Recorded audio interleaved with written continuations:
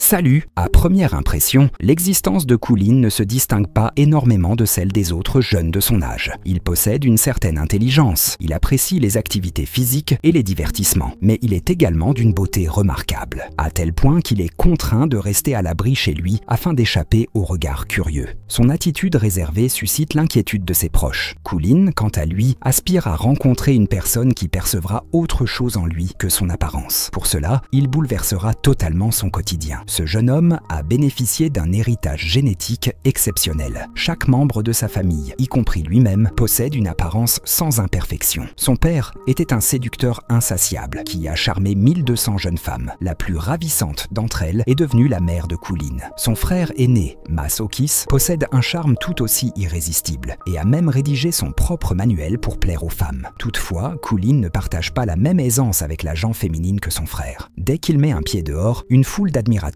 commence à le suivre. Par conséquent, il ne sort jamais sans porter un casque. En dehors de cela, Colin passe presque tout son temps chez lui. Son unique et plus proche compagnon est un poisson appelé Anto, avec lequel il s'amuse à des jeux de cartes et à qui il confie parfois ses pensées. Ses parents ainsi que son frère sont profondément préoccupés par son isolement et tentent de l'encourager à adopter un mode de vie semblable à celui des autres jeunes de son âge. Cependant, Colin reste inflexible. Il refuse catégoriquement la proposition de son père de se joindre à l'équipe de basketball.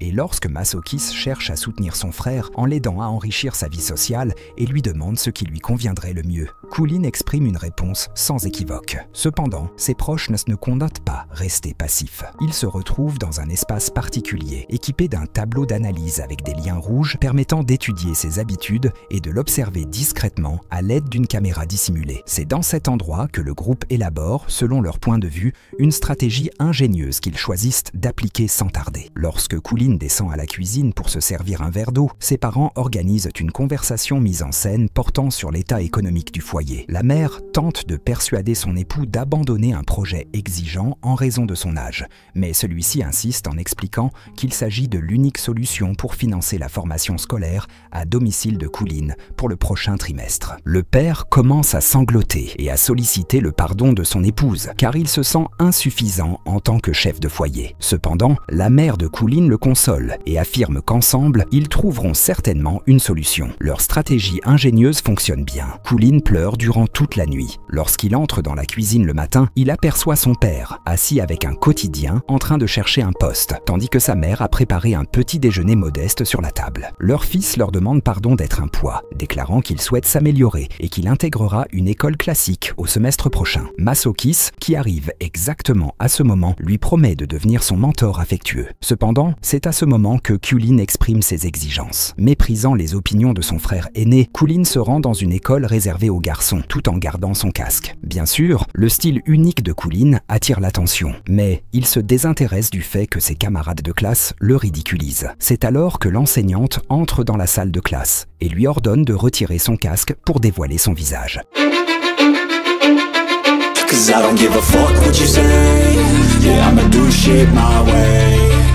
Sa beauté impressionne tellement l'enseignante qu'elle doit même appeler une assistance médicale. Par la suite, les intimidateurs qui le taquinaient en classe l'emmènent au sous-sol et l'attachent. Il y a également un autre étudiant que Colin ne connaît pas. Il existe des fans turbulents qui se désignent sous le nom de groupe Attack et ils se déplacent devant eux tels des combattants Sailor. Cela fait rire tout le monde. Naturellement, cela irrite le leader de leur groupe, Sidi. Il intimide Colin et lui commande de transmettre une convocation pour le bal de l'année à un établissement pour filles nommé BBM. En réalité, lors des dernières tentatives, ils ont été rejetés par la charmante Amanda qui étudie là-bas. Sidi était pris d'elle et selon lui, Colin a la capacité de persuader les élèves de participer à la soirée grâce à son charme. L'inconnu assis à côté de Colin le libère. Il ne compte pas faire marche arrière et se dirige immédiatement vers le bureau du principal pour rapporter les menaces. Le responsable, à leur grande surprise, écoute attentivement le récit et déclare qu'il n'y a aucune justification pour les actes de Sidi et de ses compagnons. Il semble que cela fait déjà 3 ans qu'il redouble en raison du bal refusé par les jeunes filles. C'est alors que l'homme précise que Colin et son camarade devraient accepter cette requête, sinon ils ne recevraient pas leur diplôme. Colin saisit immédiatement pourquoi l'inconnu lui a conseillé de ne pas aller voir le responsable. Ils n'ont plus d'option désormais. Les jeunes finissent par apprendre à se découvrir. Kibo, la nouvelle connaissance de Colin, explique que son frère aîné a étudié ici. Il a toujours dominé Sidi en mini-football, mais il a déjà obtenu son diplôme, ce qui pousse Sidi à intimider le cadet pour se venger. Sur cette note, les jeunes échangent leurs coordonnées et le jour suivant, ils se dirigent pour effectuer leurs petites tâches. Cependant, les étudiantes se révèlent particulièrement hostiles à leur arrivée et Coolin doit retirer son casque.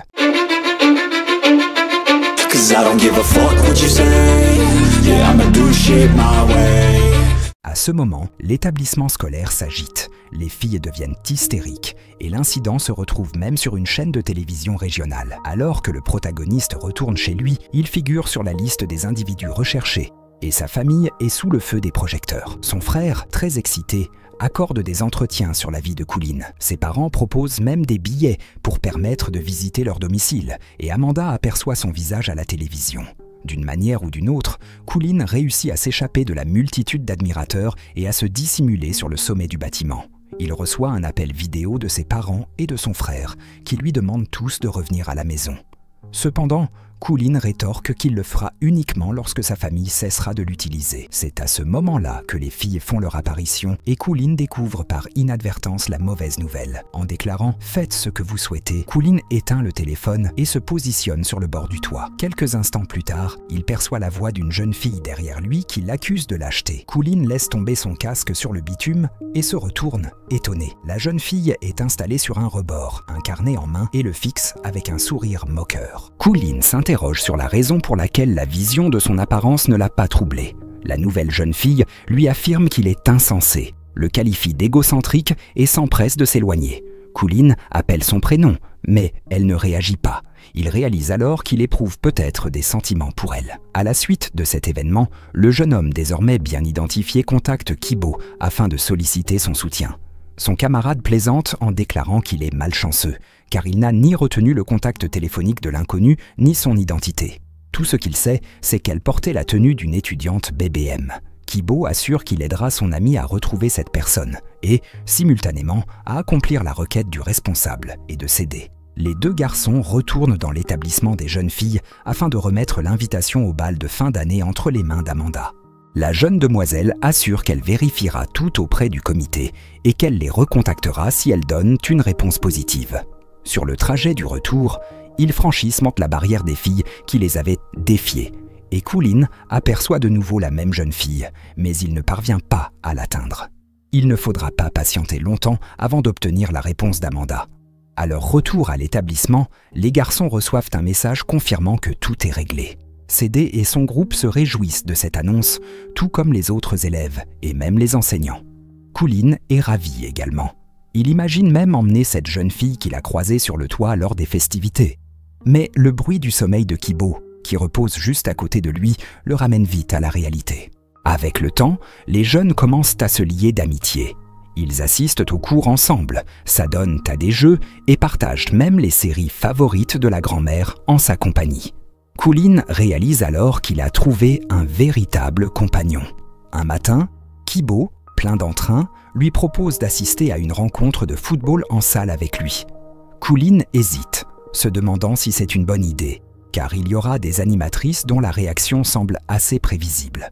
Ce n'est qu'après la partie que Coolin comprend que leur enthousiasme n'était pas dirigé vers lui, mais que la chaleur du jeu avait mis en valeur deux autres joueurs, les rendant particulièrement remarquables. Par la suite, Coolin se rend vers un stand de vente et y aperçoit la jeune fille du toit. Pourtant, il peine à engager une véritable conversation avec elle, car elle demeure distante à son égard. Un jeune homme se présente à nouveau et, juste au moment où la jeune femme s'apprête à révéler son prénom, Kibo fait son apparition. Il l'interpelle en l'appelant Réré et parle avec une grande vivacité. Coolin comprend aussitôt que ces deux-là se connaissent depuis longtemps. Concernant le bal de fin d'année, Réré affirme avec fermeté qu'elle n'a aucune intention d'y assister. Ce type d'événement et l'ambiance sonore trop intense l'exaspèrent, ce qui attriste profondément Coolin. Avant de s'endormir, le jeune homme envoie un message à son grand frère pour lui demander conseil.